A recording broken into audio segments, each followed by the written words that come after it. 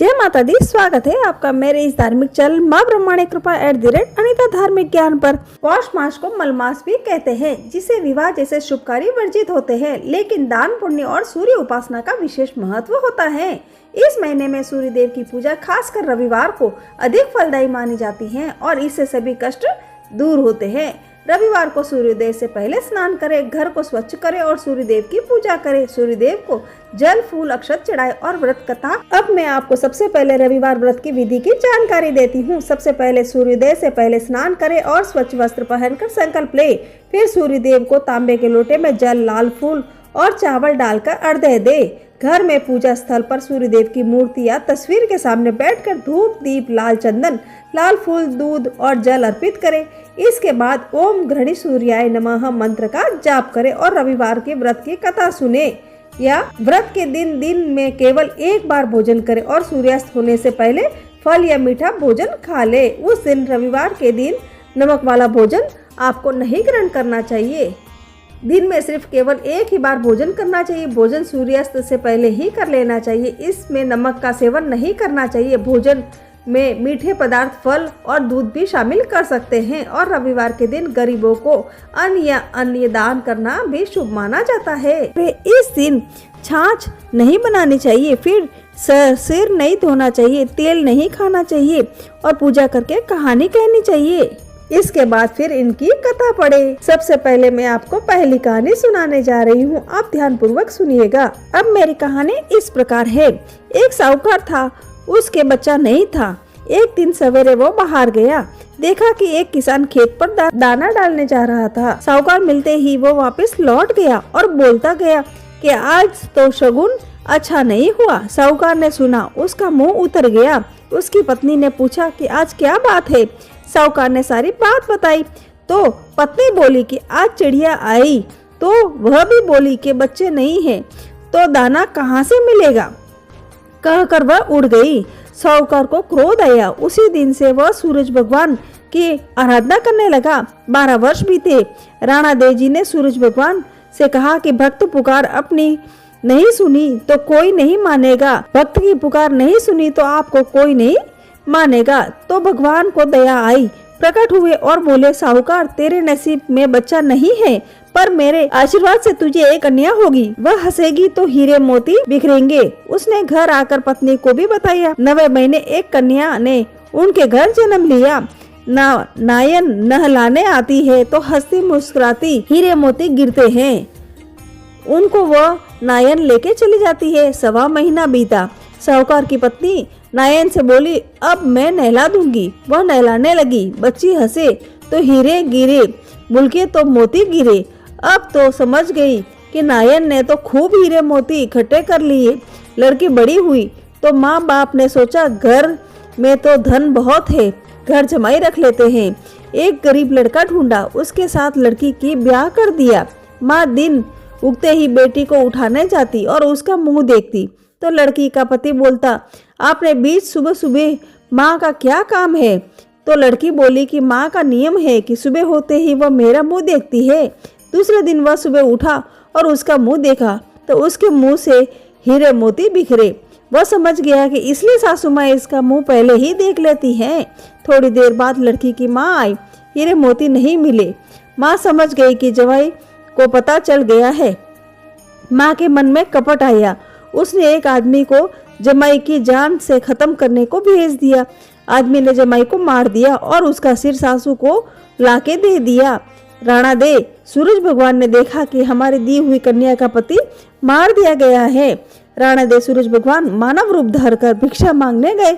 उस कन्या के पति का सिर ले आए, अंग जोड़कर अमृत का छींटा दिया तो वह उठकर बैठ गया।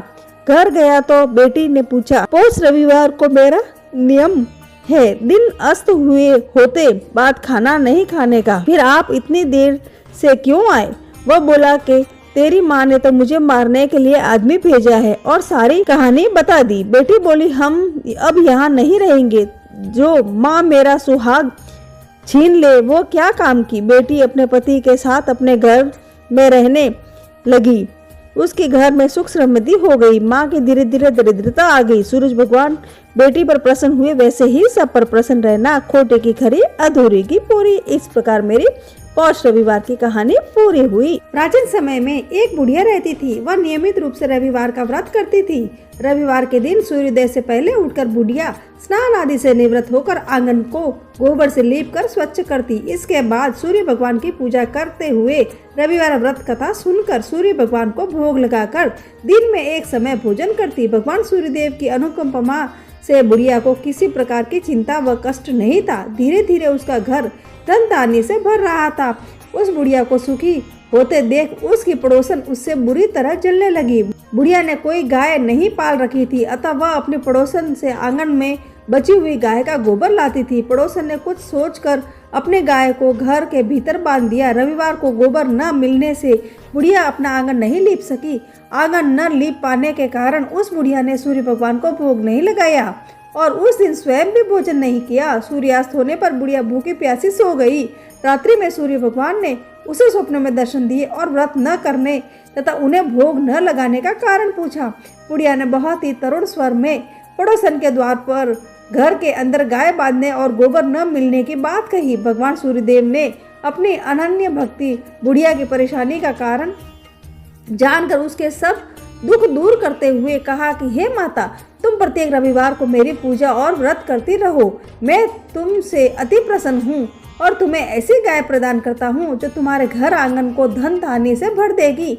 तुम्हारी सभी मनोकामनाएं पूरी होगी। रविवार का व्रत करने वालों की मैं सभी इच्छाएं पूरी करता हूँ। मेरा व्रत करने से और कथा सुनने से बांझ स्त्रियों को पुत्र की प्राप्ति होती है। स्वप्न में उस बुढ़िया को ऐसा वरदान देकर सूर्य भगवान अंतर्ध्यान हो गए। प्रातःकाल सूर्योदय से पूर्व उस बुढ़िया की आंख खुली तो वह अपने घर के आंगन में सुंदर गाय और बछड़े को देखकर हैरान हो गई। गाय को आंगन में बांधकर जल्दी से उसे चारा लाकर खिलाया। पड़ोसन ने उस बुढ़िया के आंगन में बड़ी सुंदर गाय और बछड़े को देखा तो वह उसे और अधिक जलने लगी। तभी गाय ने सोने का गोबर किया। गोबर को देखते ही पड़ोसन की आंखें फटी की फटी रह गई। पड़ोसन ने उठाया और अपने घर ले गई। अपनी गाय का गोबर वहां रखाई। सोने के गोबर से पड़ोसन कुछ ही दिनों में धनवान हो गई। गाय प्रतिदिन सूर्योदय से पूर्व सोने का गोबर दिया करती थी और बुढ़िया के उठने से पहले पड़ोसन उस गोबर को उठा कर ले जाती थी। बहुत दिनों तक बुढ़िया को सोने के गोबर के बारे में कुछ भी पता नहीं था। बुढ़िया पहले की तरह हर रविवार को भगवान सूर्यदेव का व्रत करती रही और कथा सुनती रही। लेकिन जब सूर्य भगवान को पड़ोसन की चालाकी की पता चला तो उन्होंने तेज आंधी चलाई और आंधी का प्रकोप देखकर बुढ़िया ने गाय को घर के भीतर बांध दिया। सुबह उठकर बुढ़िया ने सोने का गोबर देखा तो उसे बहुत आश्चर्य हुआ। उस दिन के बाद बुढ़िया गाय को घर के भीतर बांधने लगी। सोने के गोबर से बुढ़िया कुछ ही दिनों में धनी हो गई।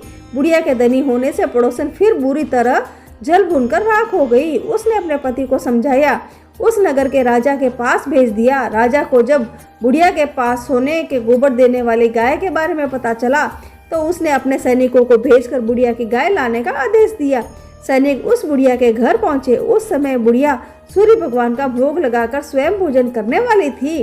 राजा के सैनिक ने गाय और बछड़े को खोला और अपने साथ महल की ओर ले चले। बुढ़िया ने सैनिकों से गाय और उसके बछड़े को न ले जाने की प्रार्थना की। बहुत रोई चिल्लाई, लेकिन राजा के सैनिक नहीं माने। गाय व बछड़े के चले जाने से बुढ़िया को बहुत दुख हुआ। उस दिन उसने कुछ भी नहीं खाया और कुछ नहीं पिया और सारी रात सूर्य भगवान से गाय व बछड़े को लौटाने के लिए प्रार्थना करती रही।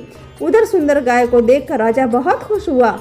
सुबह जब राजा ने सोने का गोबर देखा तो उसके आश्चर्य का ठिकाना न रहा। उधर सूर्य भगवान को भूखी प्यासी बुढ़िया को इस तरह प्रार्थना करते देख उस पर बहुत करुणा आई। उसी रात सूर्य भगवान ने राजा को सपने में कहा कि हे राजन, बुढ़िया की गाय और बछड़ा तुरंत लौटा दो, नहीं तो तुम पर विपत्तियों का पहाड़ टूट पड़ेगा, तुम्हारा महल नष्ट हो जाएगा। सूर्य भगवान के सपने से बुरी तरह भयभीत राजा ने प्रातः उठते ही गाय और बछड़ा बुढ़िया को लौटा दिया। राजा ने बहुत सा धन देकर बुढ़िया से अपनी गलती के लिए क्षमा मांगी। राजा ने पड़ोसन और उसके पति को उसके इस दुष्टता के लिए दंड दिया। फिर राजा ने पूरे राज्य में घोषणा करवाई कि सभी स्त्री पुरुष रविवार का व्रत किया करे।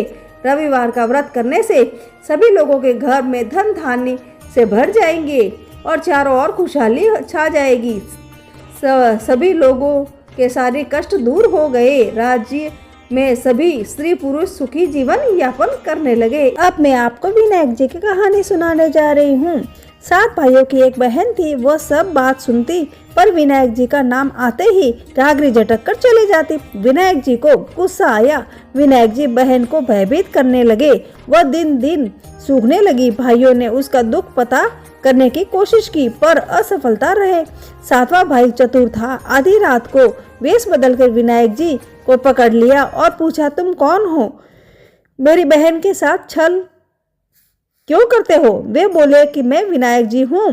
तेरी बहन सारी बात सुनती है, पर मेरे नाम से दूर रहती है, इसलिए मैं उसे डराता हूँ। भाई ने पूछा, इसका उपाय बताओ। तो विनायक जी बोले कि कोई भी कहानी कहो तो विनायक जी की कहानी कहे बगैर नहीं उठना चाहिए। बहन ने उस दिन से नियम रखा, रोज विनायक जी की कहानी सुनकर खाना खाती। अब विनायक जी बहन पर बहुत प्रसन्न रहने लगे और उसे अच्छा घर वर दिया। बोलो जय विनायक महाराज की जय। इस प्रकार मेरी दोनों कहानी और विनायक जी की कहानी पूरी हुई।